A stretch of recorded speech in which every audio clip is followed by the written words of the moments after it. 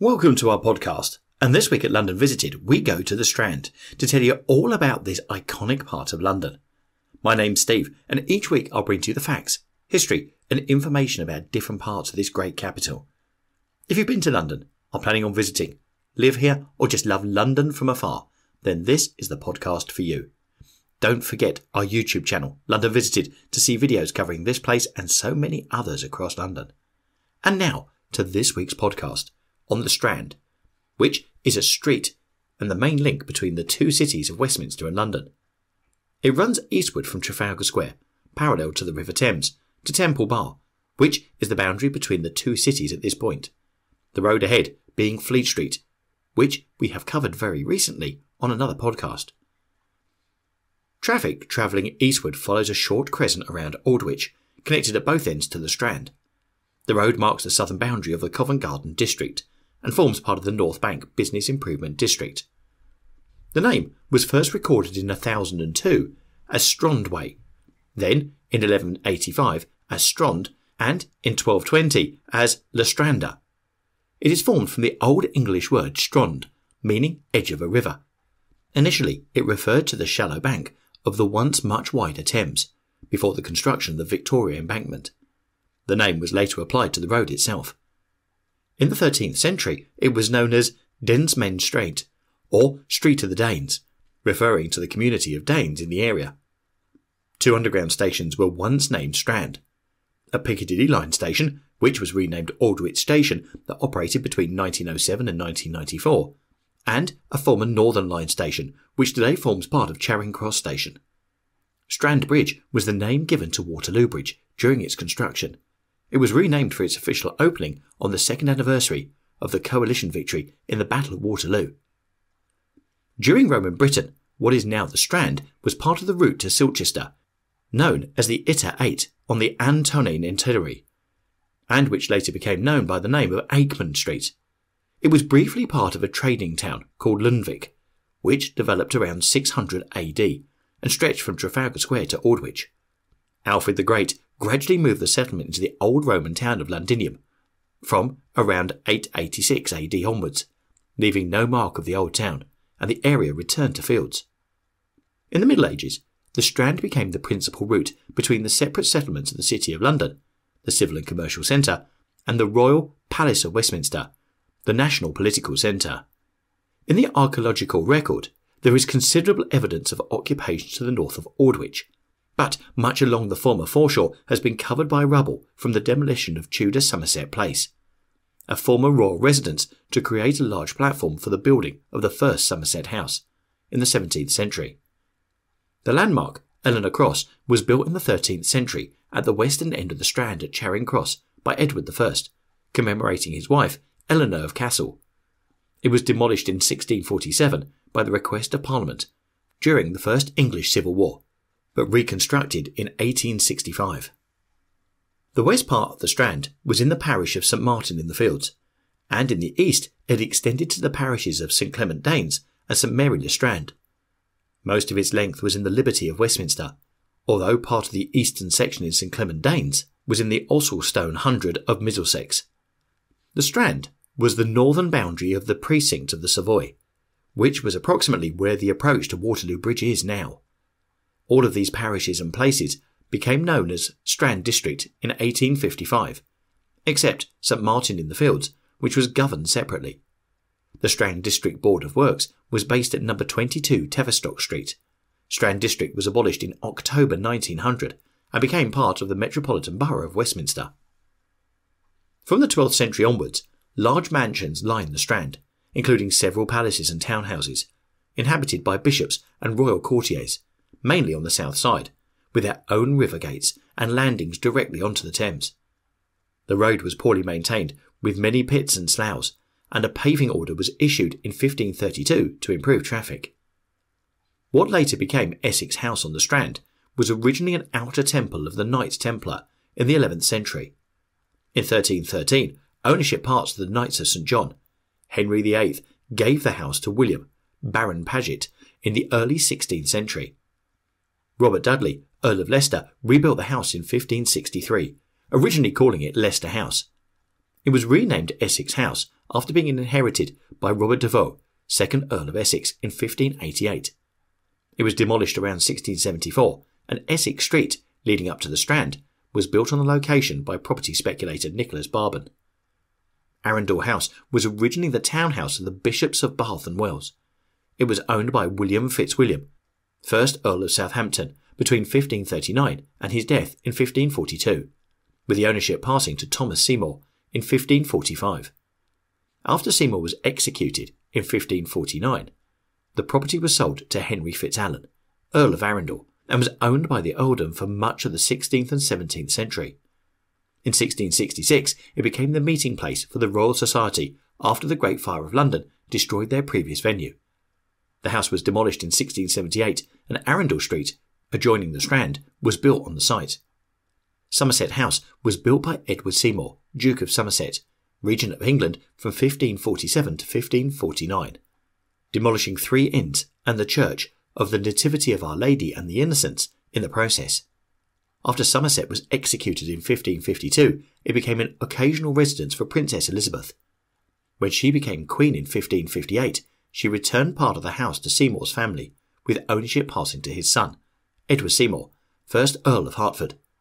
The remainder was an occasional meeting place for the Royal Society. After Elizabeth's death in 1603, it was owned by Anne of Denmark, wife of James VI and First. The building was renamed Denmark House in commemoration of Anne's brother, Christian IV of Denmark. After James died in 1625, his body lay there intestate for a month. The building was taken over by Parliament in 1645 following the Civil War, renaming it back to Somerset House. It had an irregular series of owners and residents for much of the 18th century, until it was demolished in 1775. The house was rebuilt as a series of government buildings. The Stamp Office, later to become the Inland Revenue, was established in Somerset House in 1789.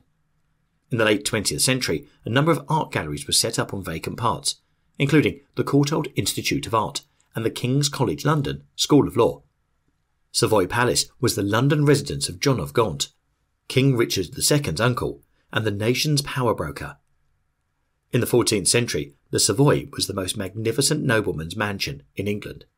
During the Peasants' Revolt of 1381, rebels, led by Wat Taylor, inflamed by opposition to the poll tax promoted by John of Gaunt, systematically demolished the Savoy and everything in it.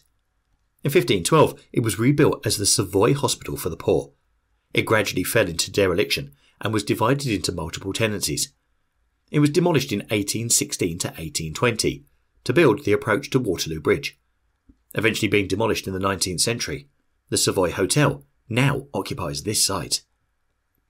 Durham House, the historic London residence of the Bishop of Durham, was built circa 1345 and demolished in the mid-17th century. It was the home of Anne Boleyn. It had become derelict by the mid-17th century and was demolished in 1660. Durham Street and the Adelphi buildings were built on its site. York House was built as the London residence for the Bishop of Norwich, not later than 1237. At the time of Reformation, it was acquired by King Henry VIII and came to be known as York House when he granted it to the Archbishop of York in 1556. In the 1620s, it was acquired by royal favourite George Villiers, 1st Duke of Buckingham, and after an interlude during the Civil War, it was returned to George Villiers, 2nd Duke of Buckingham, who sold it to developers in 1672. It was then demolished and new streets and buildings built on the site, including George Street, Villiers Street, Duke Street, of Alley, and Buckingham Street. Cecil House, also called Exeter House or Burghley House, was built in the 16th century by Lord Burghley as an expansion of an existing Tudor house. Exeter House was demolished in 1676 and Exeter Exchange built on the site. A menagerie was built on the upper floors in 1773, which was later run by Edward Cross, who housed lions, tigers, monkeys and hippopotami. In 1826, an elephant, Chunny, nearly broke free from its cage and had to be destroyed. The skeleton was later put on display. The Exchange was demolished in 1829, with the menagerie moving to the Surrey Zoological Gardens and replaced by Exeter Hall, noted for its evangelical meetings. This was demolished in 1907, and the site is now occupied by the Strand Palace Hotel. Other significant palaces along the Strand include Worcester House, formerly the Inn, or residence of the Bishop of Carlisle. Salisbury House, used for royal lodgings in the 15th and 16th centuries. Hungerford House, which was demolished and replaced, in turn, by Hungerford Market. And Charing Cross Station and Northumberland House, a large Jacobean mansion, the historic London residence of the Dukes of Northumberland, built in 1605 and demolished in 1874. Northumberland Avenue now occupies the site. The official residence of the Secretary Estate, next door at No. 1 The Strand, became the first numbered address in London. Apart from the rebuilt Somerset House, all of these buildings have been demolished and replaced from the 17th century. A new exchange was built on part of the gardens Durham House in 1608 to 1609, facing the Strand. This high-class shopping centre enjoyed considerable popularity, but it was eventually destroyed in 1737. During the 17th century, many of the grand mansions on the Strand were demolished as aristocracy moved to the West End. The Duck and Drake Tavern on the Strand was famed as a venue for conspirators involved in the Gunpowder Plot. In the time of the Civil War, the Nag's Head Tavern was the venue of a meeting between Harry Ireton and some of the Levellers, which resulted in the production of the Remonstrance of the Army, demanding the abolition of the monarchy and the trial of King Charles I. In the 18th century, coffee and chop houses were established on the street. Twinings was established at number 206 in 1706 by Thomas Twining, supplier of tea to Queen Anne. The company claims to be the oldest ratepayer in Westminster. The Grecian Coffee House ran from around 1702 to 1803, while Tom's ran from 1706 to around 1775. Though these premises were well known, the alleyways around the Strand were regular haunts for pickpockets and prostitutes during this time. The Rose Tavern at the eastern end of the street was frequented by lawyers during the 18th century. It was later demolished and became Thanet Place.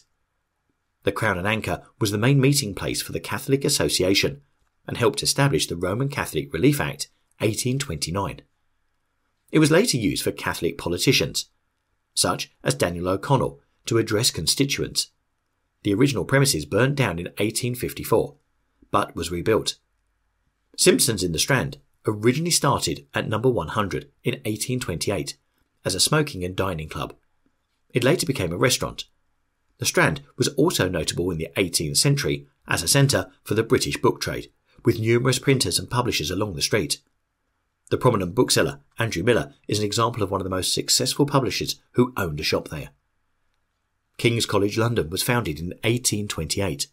The historic King's Building, based next to the church of St Mary le Strand, was designated by Robert Smirke and constructed in 1829 to 1831 to complete the riverside frontage of Somerset House. King's College Hospital opened as a branch of the college in 1840 and became a constituent part of the University of London in 1908. The architect John Nash redeveloped the western end of the Strand in the 1830s, including the construction of Charing Cross Hospital. Later, 1990s, converted for use as Charing Cross Police Station. In the 19th century, much of the Strand was rebuilt, and the houses to the south no longer backed onto the Thames and no longer had direct boat access. Separated from the river by the Victoria Embankment, constructed in 1865, and reclaiming 37 acres of land. The street became well known for theatres, and at one point contained more than any other, including the Music Hall at number 65, the Adelphi, Gaiety, Savoy, Terry's and the Vaudeville. In the 21st century, only the Adelphi, Vaudeville and Savoy remain. Charing Cross Railway Station was built on the Strand in 1864, providing a boat train service to Europe, which stimulated the growth of hotels in the area to cater for travellers. These included the Charing Cross Hotel, attached to the station itself. Today, there are several luggage outlets and tourist agents on the Strand, as well as old postage stamp dealers. Stanley Gibbons opened a shop at number 435 in 1891, and it moved to number 391 in 1893, and currently based at 399. The Church of St Clement Danes is believed to date back from the 9th century.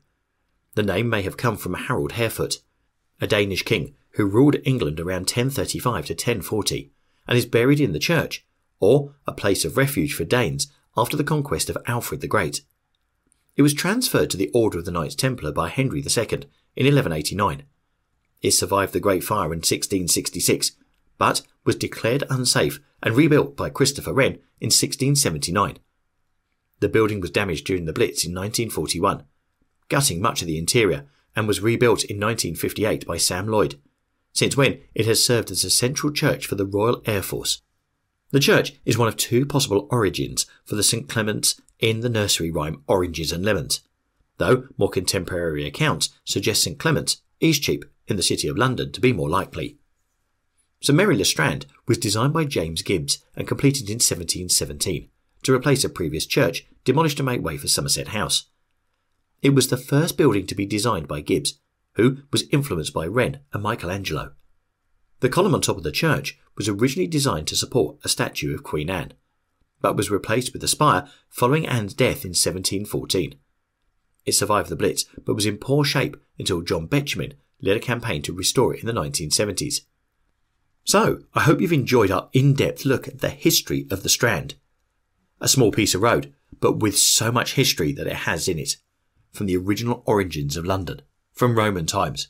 So, whatever podcast you use to listen to this, please do subscribe to get updates on new shows, and also please do leave us some feedback.